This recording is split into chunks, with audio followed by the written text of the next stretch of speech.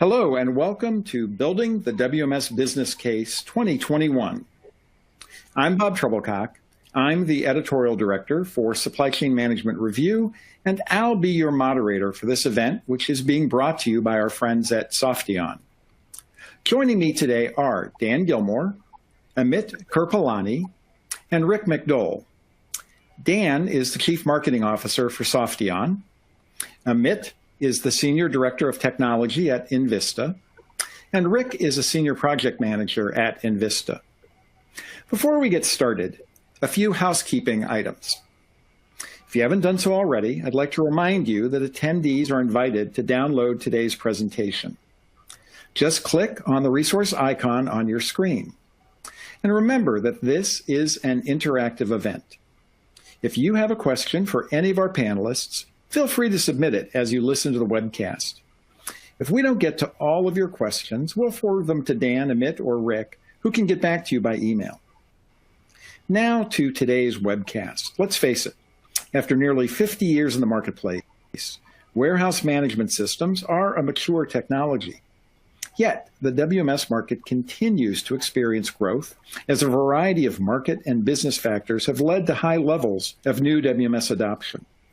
Those factors include new omnichannel fulfillment requirements, aging WMS platforms, move to much more automated distribution facilities, mergers and acquisitions, to name just a few. Whatever the scenario, the new WMS must almost always be cost justified. Today, Dan, Amit, and Rick will cover the basics of cost justification and share some tips in areas you may not have considered. So Dan, without further ado, the microphone is all yours. Bob, thank you as always for that introduction, and I want to thank everyone out there in the audience for joining us today. We're going to put on a good show for you, I'm sure of that. Just so you know who's talking to you here a little bit today, hopefully you know Softeon, but just to give you a little background, we are a supply chain software company, have been around for 22 years and have a very robust suite of integrated applications, all on a common services-oriented platform, as you see here, using that kind of Lego analogy, and it's anchored by our WMS solution and all the things that go around that: labor management, yard management, slotting optimization, assembly and kitting, 3PL billing, et cetera. Very exciting is a newer, I guess I'd call it, warehouse execution system that does a lot of optimization and orchestration of fulfillment beyond even what a WMS can do, and then distributed order management in terms of optimizing the right sourcing location and enabling omnichannel processes. So we have a broad suite of products, and customers include folks like Kpis Supply Chain Solutions, Duluth Trading Company, Sears Home Services, Saddle Creek Logistics, Kpis convenience store chain, many others, large and small. Then I'm going to turn it over to Amit, who's going to do an introduction to enVista. Oh, thank you, Dan. I'm Amit Kirpalani, and I'm a Senior Director within enVista's Technology Group. Been in the industry and the WMS space for about 22 years, and at enVista, I help lead the WMS practice. enVista is a global software consulting and managed services provider, optimizing and transforming physical and digital commerce for the world's leading manufacturers, distributors, 3PLs, and omnichannel retailers. enVista uniquely optimizes and transforms physical and digital commerce, optimizing supply chain efficiencies to drive cost savings, as well as unifying commerce to drive customer engagement and revenue. Consulting and solutions delivery are in our DNA. We are very proud to have more WMS trained associates than any other 3PI. A lot of our associates come from an operational background and use that operational perspective when helping clients build business cases or implement any of the various WMS solutions that we have built knowledge and expertise over the years. In the past 5 years, the enVista technology team has worked with a multitude of clients and delivered over 450 supply chain execution projects, close to half of which are our WMS solutions. Our technology teams also have a lot of retail experience in several different areas, including strategy, automation, enterprise solutions, retail OMS, and transportation. And we're also a leader in assisting customers with their omnichannel strategy and helping them with packaged solutions that include WMS and OMS combinations. Back to you, Dan. Okay, very good. Well, I'm going to turn you back over to Amit and Rick in just a second here. But just some, introductory comments from me. First off, as Bob said in the introduction, first WMS is generally traced to 1975. WMS being, supply chain software for the warehouse in conjunction with, real-time wireless terminals, RF terminals. And most believe, again, the first one of those was in 1975, so 46, whatever that is, years later. Here we still are, and the market is very robust for WMS software like right now, all those years later. And what drives that? What's really happening? Well, number one, there's a lot of new facilities being opened up for all kinds of different reasons. And really, every time a facility is opened, it presents the opportunity to rethink the WMS strategy. You may have a existing WMS vendor at other facilities or whatever, but every time a new one is opened, there is that inflection point that says, hey, is this the time for a change? Especially if there's a lot of changes in the operation associated with that new facility. Companies experiencing very rapid growth. They can't keep up. I was just on the phone with somebody today that's a fast-growing company. They just can't get orders out the door rapidly enough anymore.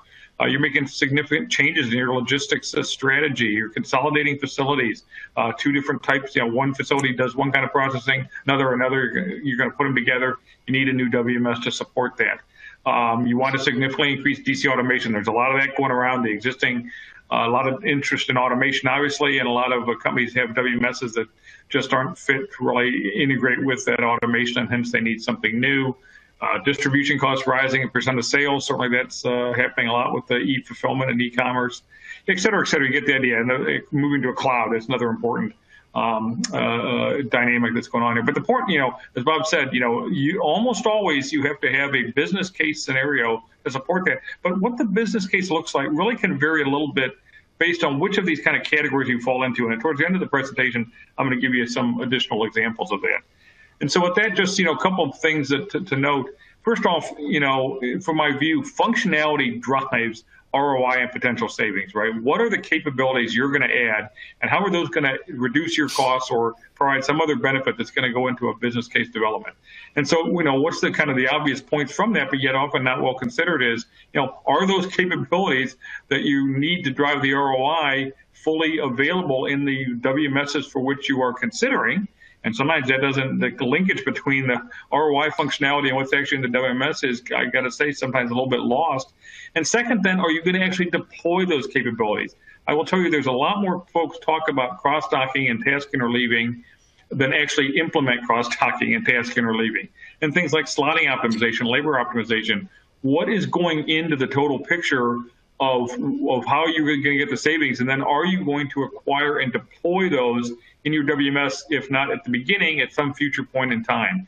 And so you have to think about that matrix, if you will, in terms of identifying how the functionality is really going to drive ROI for you. So those are my introductory comments, and very pleased to turn it over to Amit to, oh, no, I'm sorry, I got one more. I apologize. I got one more slide on this.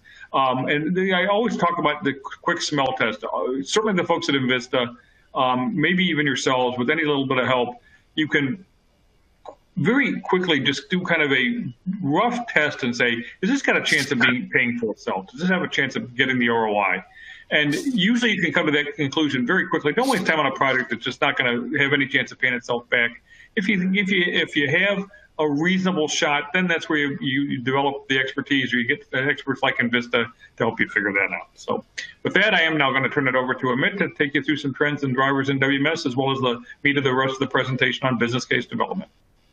Thank you again, Dan. So today we are talking specifically about building a WMS case, business case. Between the folks on the panel here, we will cover this topic in detail and cover drivers, benefits, methodology, including some of the do's and don'ts, as well as the importance of managing this change, an area that organizations generally don't focus on as much as they should. So let's start with what are some of the drivers that generally determine the need for a WMS. Dan already covered some of these earlier, but these drivers are the signs that it may be time to consider installing a new WMS or upgrading your existing WMS. If your organization's solution to address spikes in order volume is to throw more bodies at the problem, you might need a WMS. If your current inventory system of record shows only one logical location holding inventory for an item, but you store it in multiple physical locations, you might need a WMS.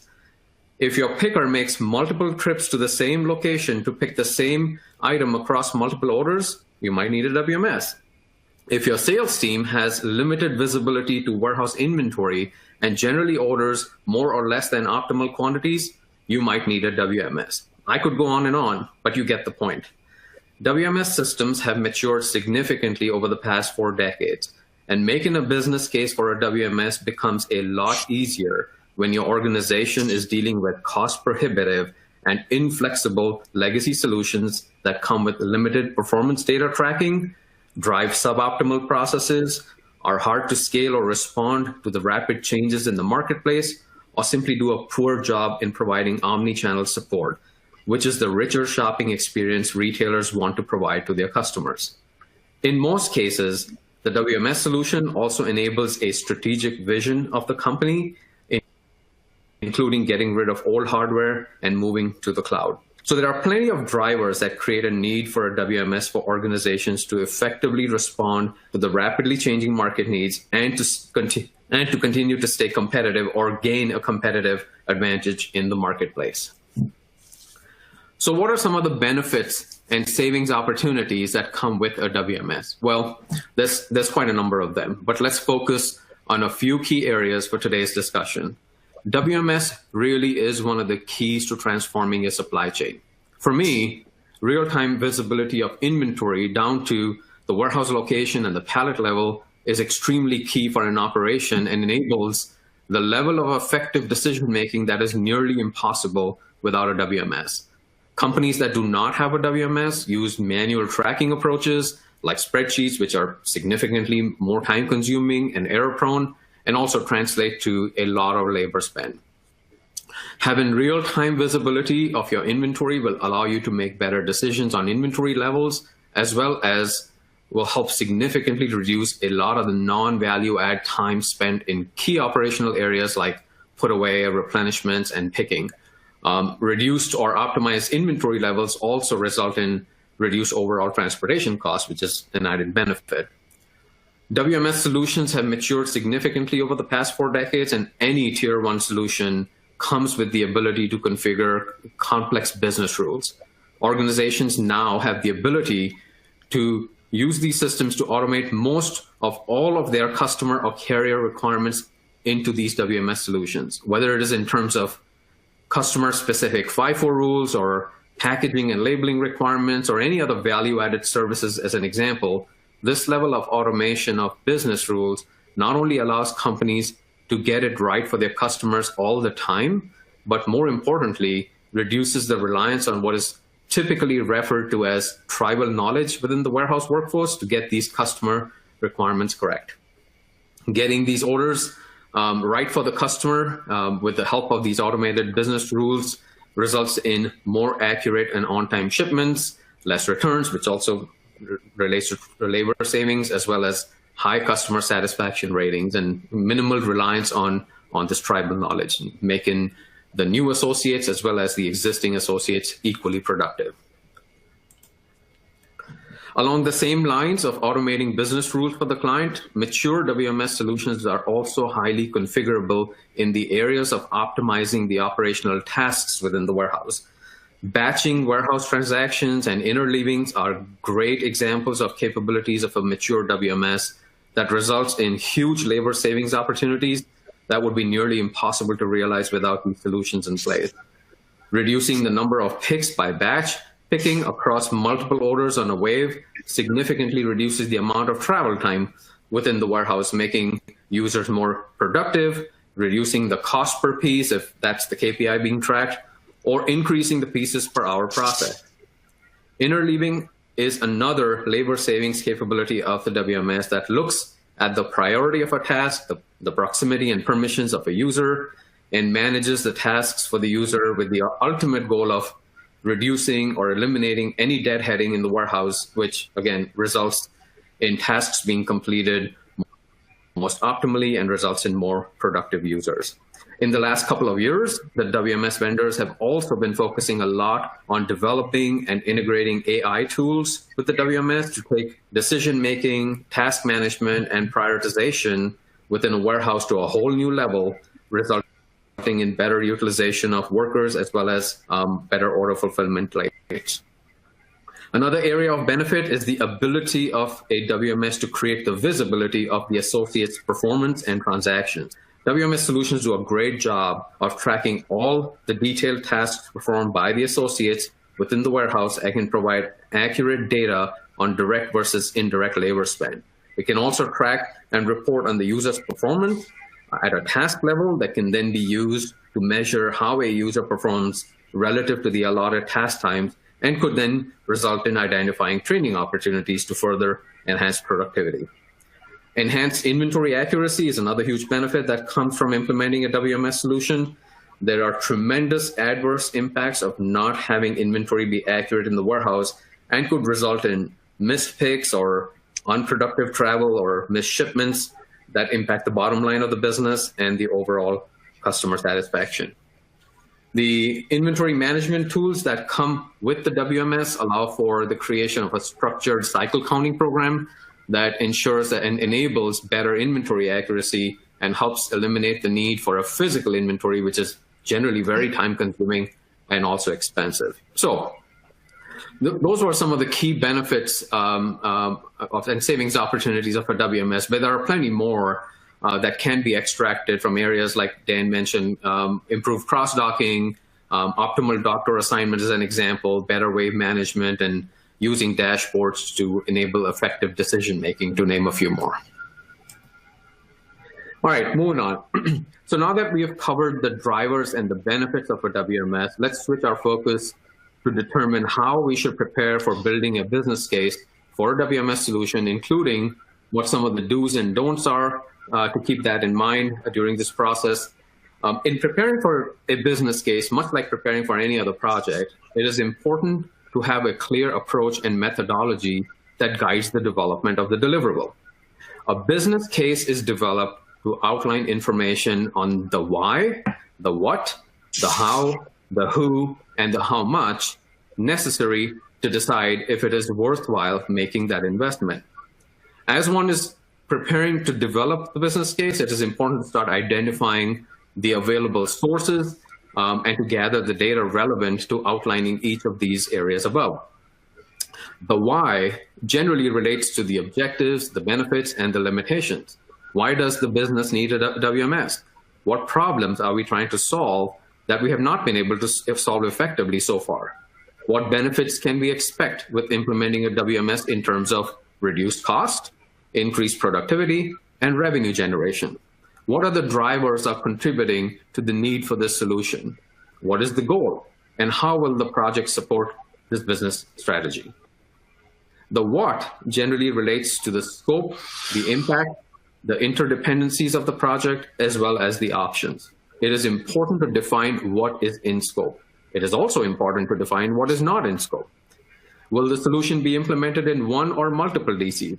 What are the different options to implementing the solution, with or without automation, as an example? What are some of the internal and external dependencies? Are there other transformation projects that will have an impact on the business case? What other systems are impacted, and what other assumptions that are being made with each of these options? Also, what will be the impact to the operations resulting from this change? The how relates to the project approach and strategy. How will these projects be delivered? Will it be delivered in-house or through contractors? How will the organization pay for this project? The who relates to all appropriate team members and stakeholders that need to contribute to and also align on the business case, as well as those that will govern and execute this project.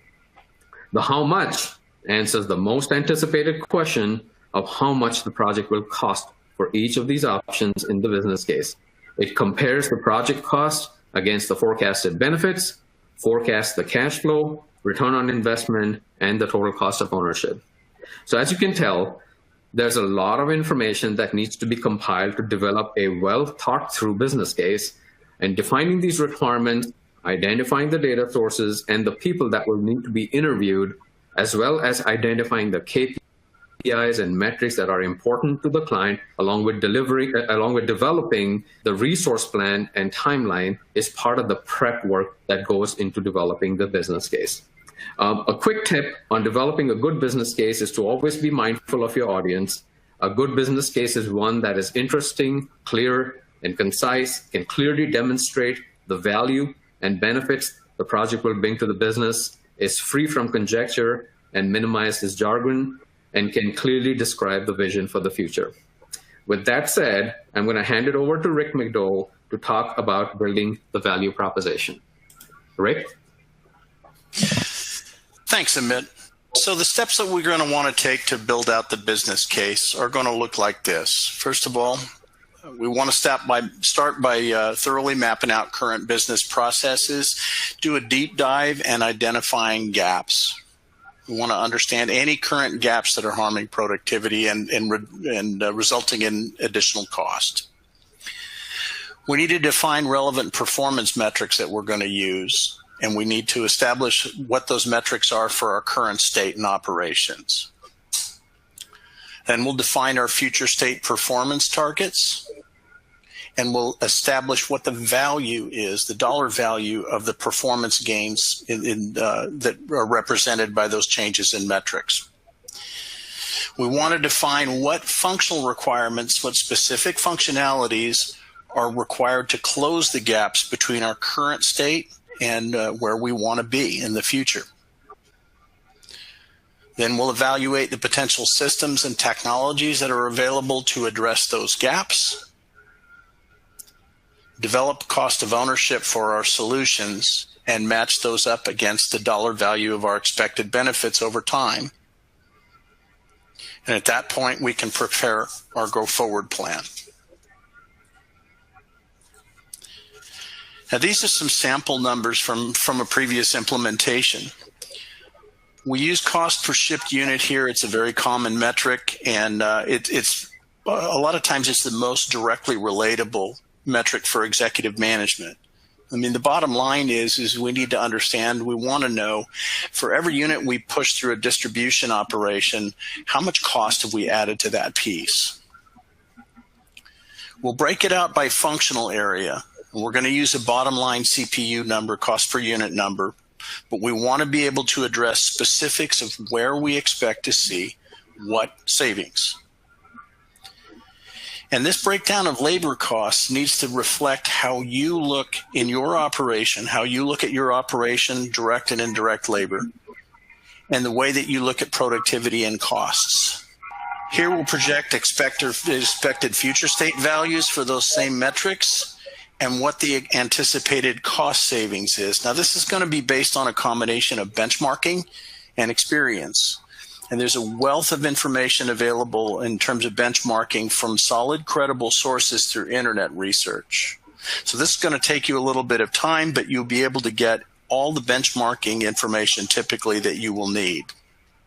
Again, we will add to that our past experience from operations. The expected benefits are going to depend on the deltas between where you are today and what your future state processes are anticipated to look like, and they're going to be based on specific WMS functionalities in those specific functional areas. I think Dan referred to that earlier. So we need to be able to draw a connection between WMS functionalities that we expect to implement and these specific costs and benefits and savings. It is always a mistake to assume that your benefits are going to be the same across all of your functional areas. They're not. So depending on the functionalities of the specific warehouse management system, depending on your current processes and the gaps that you've identified, your cost savings are going to be higher in some areas and they're going to be lower in others. The key is to be realistic with these numbers and to be prepared to speak to the specifics behind any or all of them.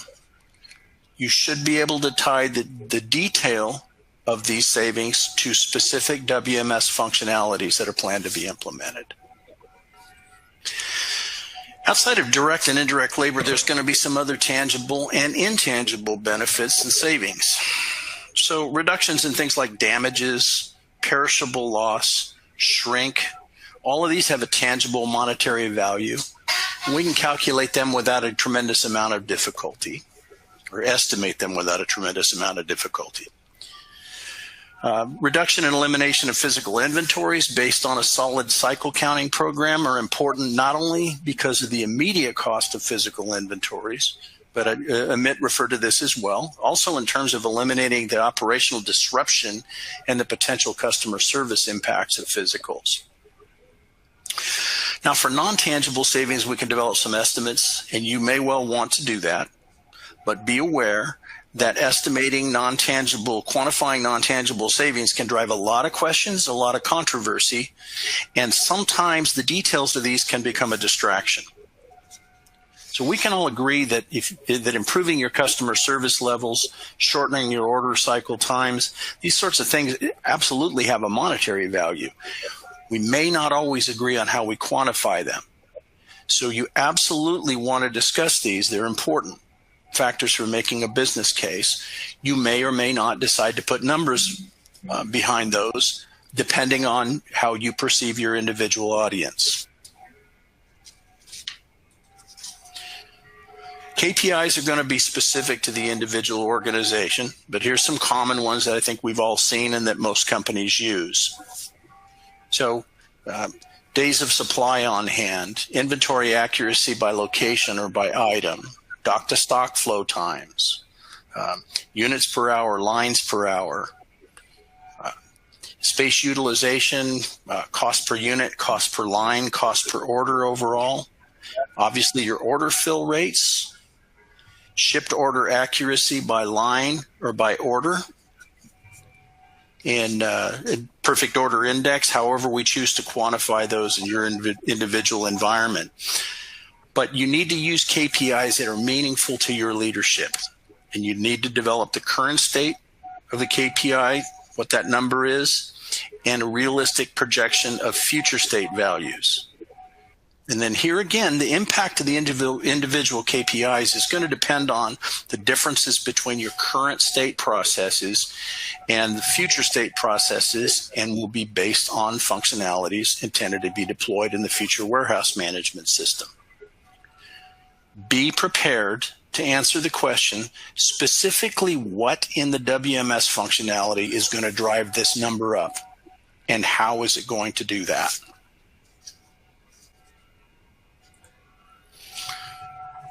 Now we'll capture the cost of implementation and ownership of the solution as a cumulative total over time. We'll capture the savings in the same way as a cumulative total. And here we've just made this visible in a very simple line graph. And we can see in this case, based on our numbers, the break-even point for this project would occur about 32 months out. Where appropriate, and it will generally be necessary, engage with the right resources in your organization to develop the financial metrics that you'll need to supplement the rest of this material. Typically, net present value, internal rate of return calculations, whatever it is that your particular organization uses as criteria for these sorts of expenditures. Now, we've been making the case for a WMS implementation and based on ROI, based on return on investment. So we need to achieve the ROI we projected. So we think of WMS implementations as technology projects, and they are, but in reality, they're people projects as well.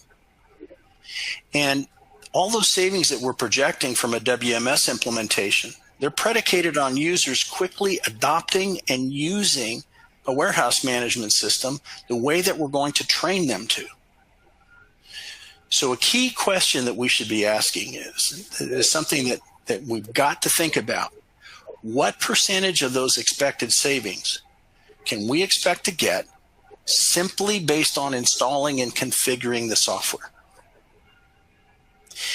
And then the follow-up question to that is, what percentage of the expected savings actually relies on people changing the way that they do their day-to-day work?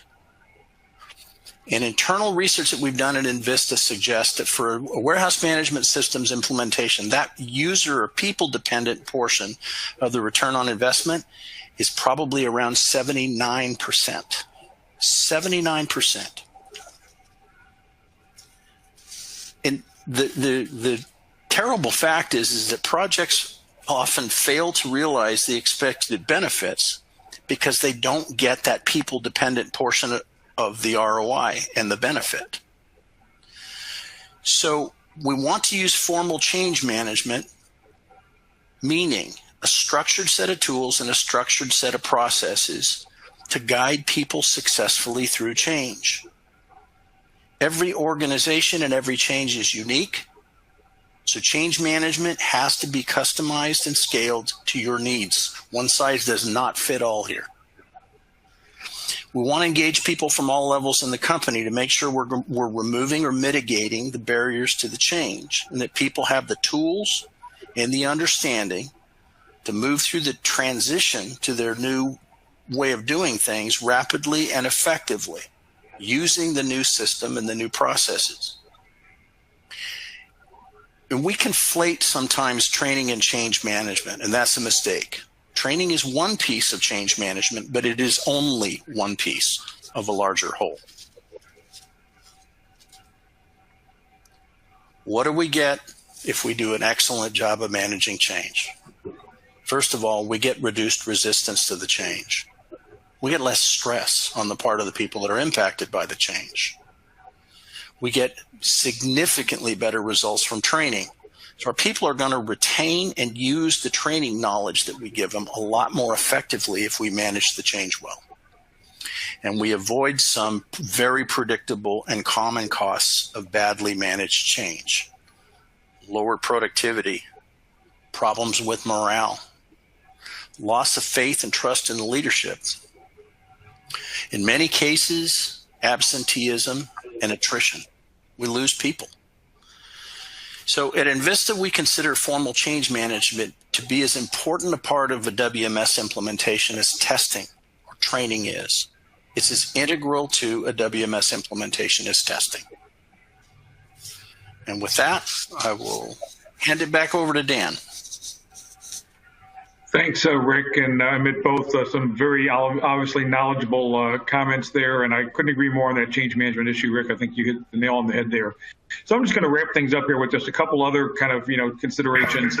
One of the things, and Rick talked about that productivity curve a little bit, but time to value dramatically can impact your ROI and your total cost of ownership.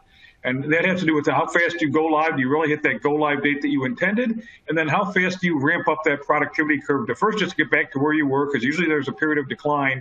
And then, how do you exceed that and reach those levels upon which the project was cost justified? And so, finding a vendor as a model on a program to get you that fast time to value is going to, in fact, have a big impact on how you calculate ROI. And more importantly, did you realize the ROI? Because the longer the productivity ramp kind of plays out, it means you're not getting that, internal rate of return in terms of financial metrics that you were expecting. So this is very, very key. Second, this is, I think, very interesting too, as you see vendor pricing models change with the cloud primarily. So you're going from a upfront license with a big, upfront payment to a subscription fee per quarter, per month, whatever the time period happens to be. Now all of a sudden that becomes not a capital investment, but an operating expense. So this now is a totally different scenario there. You may only need to, if you will, cost justify the implementation costs that are a one-time cost going into the project. But past that, if you spend $40,000 a month to save 60 or whatever the numbers happen to be, that is a very different equation than the license model was. And not a lot of companies fully appreciate that. It really changes the cost of a WMS from an investment to an operating expense. Second, third, there's so much going on with new buildings and automation projects going on now. And that's just obviously very interesting because the WMS just becomes then part of that larger project. If you have a greenfield DC that's going to have a very automated facility, or any kind of greenfield DC, frankly, it's really going to be the total cost of that operation, including the WMS, but including the building, the land, all the other expenses that go into that, as well as any materials handling equipment that need to be cost justified. You're probably not going to cost justify the WMS by itself, okay, in those kind of scenarios. And that would also apply to automating an existing facility that requires a new WMS upgrade. You're going to be justifying the project as a whole, not the piece parts. And then second, multi-site rollouts. I think this is not well considered in the terms of the analysis. Maybe you have to cost justify that first facility, but as subsequent facilities are rolled out, you should be able to really start to roll up the savings, if you will, because the cost per site should decline significantly based on additional users and based on a better implementation of something you've already done before. So this can impact the total cost of a multi-site rollout big time. The rollout of one site might be X percent of the savings percentage based on one site might be X. It may be multiple times X for the 5 sites because you're getting the synergies of doing more than one facility. So hopefully that made some sense. And then just, kind of with that, I'll just note briefly that Softeon has developed a very interesting configuration wizard that is designed specifically to help with multi-site rollouts. It almost walks you through in a TurboTax type dialogue what needs to be configured, what doesn't, what's the same between sites, et cetera, et cetera. It's very, very different and can really drive that cost of additional facility implementations down rather dramatically. We'd love to talk with you about it. So I think it's been a good presentation. Hopefully you enjoyed it here. We got some real experts, as I noted earlier. Very pleased to turn it back over to Bob to see if we have any questions today. Well, thank you, Dan, Amit, and Rick, and thank you all for attending. I'd like to remind you that this is an interactive event. We're about to do a brief Q&A. So if you haven't done so already, submit your questions.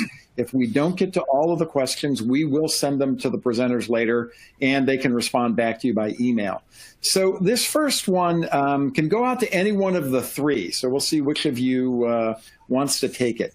How long does a typical business case development process take? Yeah, so let me jump in there, Bob. This is Amit. So depending on the complexity and the number of variables that play a part in the development of a business case, we've seen this take anywhere from 10 to 14 weeks. It depends on how deep do you want to go into the discrete process evaluations, what is the complexity of the existing supply chain and related systems, what is the availability, accuracy, and reliability of the data that is required to build the business case, as well as the availability of client resources. But it generally takes about 10 to 14 weeks to build one of these business cases. Yeah, this is Dan. I just add into that data part is the key part, because if you start counting when the project kicks off before you've tried to collect the data, that's one thing. But there's significant differences across companies in how readily available the baseline data is to use for the analysis. Dan, since you just ended that one, I'm going to throw you the follow-up sort of similar but different question. So what mistakes have you seen companies make in business case development? Geez, well, there's a whole laundry list of them. I guess I would say companies, in my view, overall, are getting better at this based on many times people have been through several WMS cycles at companies. They may have moved from one job to another, so they've had some experience. First of all, I was just going to say, recognize your limitations because this is some specialized skill. And so I think, if you think you can do it yourself, maybe you can. But bringing in some outside expertise, I think, is usually a good idea. First off, they're going to bring some additional insight and expertise that it's likely because, folks like enVista do this for a living and you don't. So that's one thing. And second, it provides some external validation. So when you bring in a third party, when you go present the results to management, tends to add a little bit more credibility to it. No different than WMS implementations.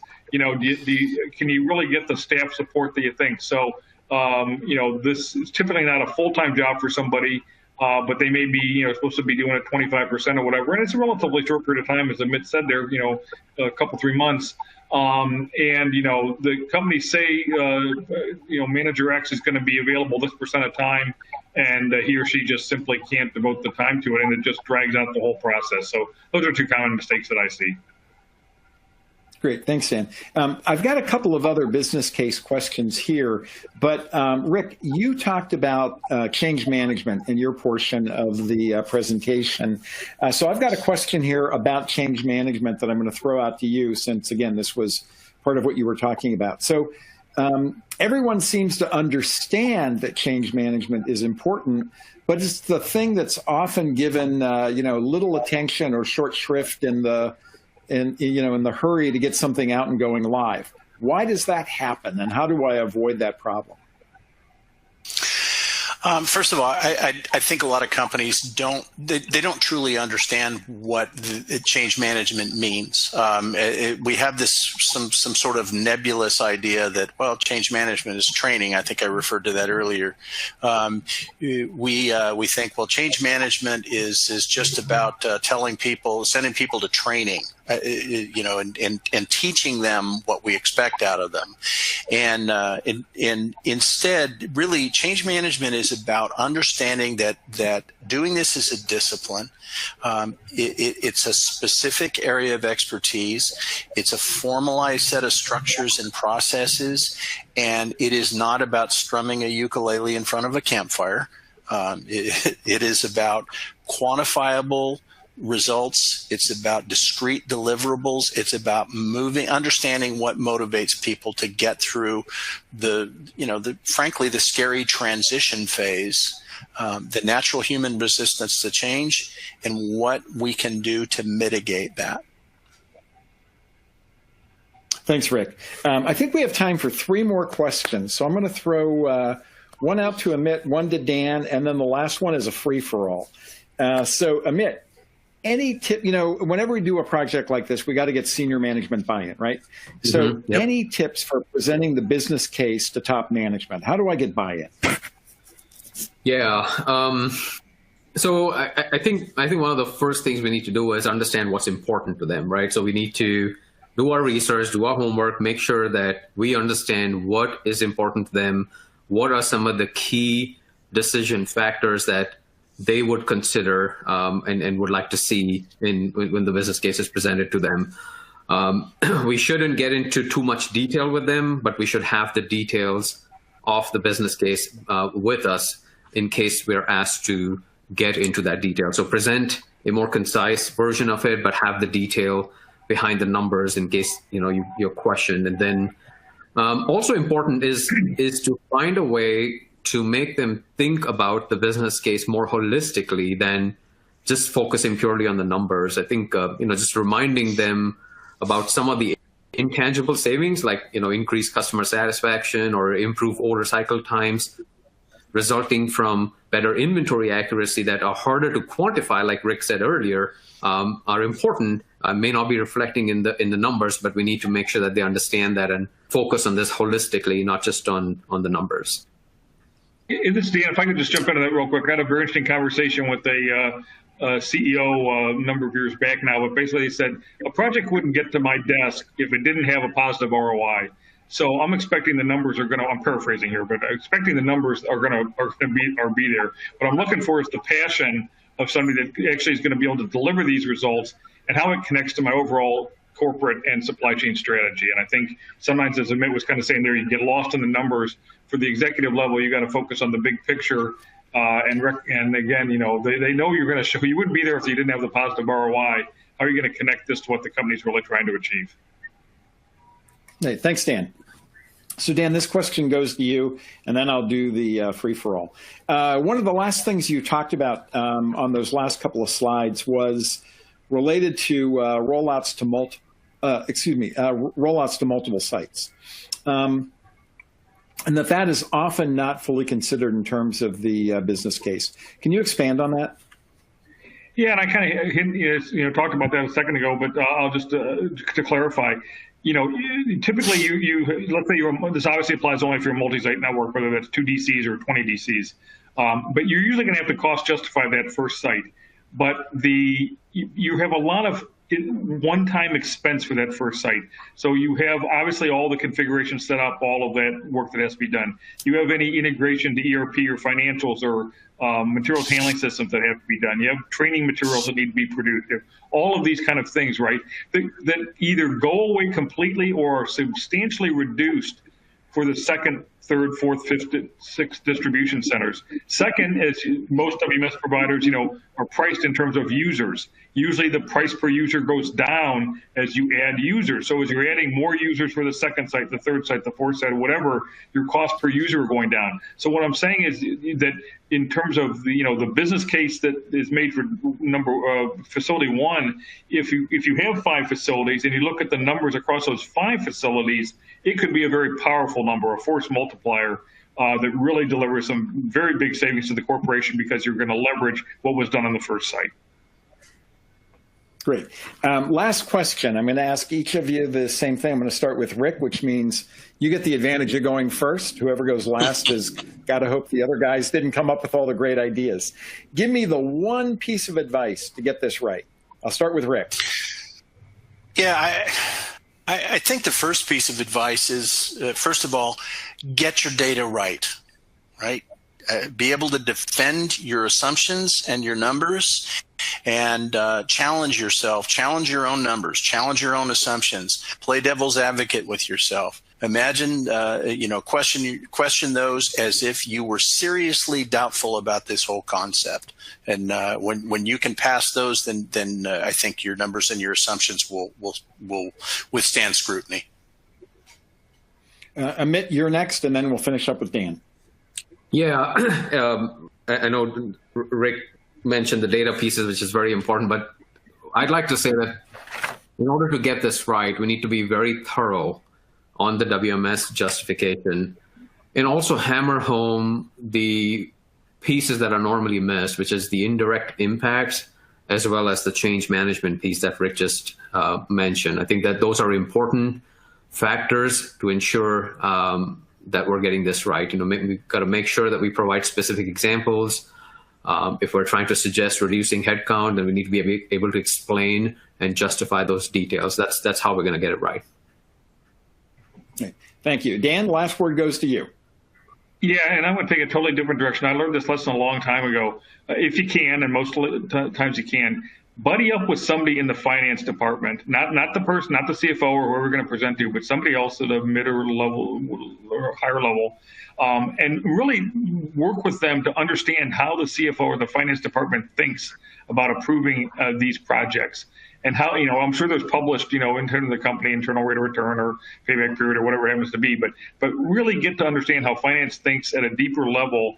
And then when you're ready to present to that coworker in finance that you've been working with, and then you should obviously present to your supply chain peers as well to get their feedback, but also present to somebody in the finance department before the big day to get their feedback and advice on how you could improve the presentation and how it's likely to be the CFO or whomever it is likely to react.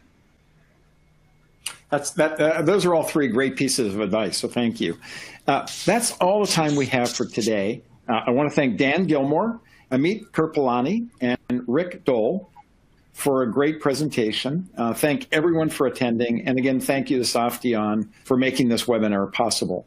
For Supply Chain Management Review and Logistics Management, I'm Bob Trebilcock.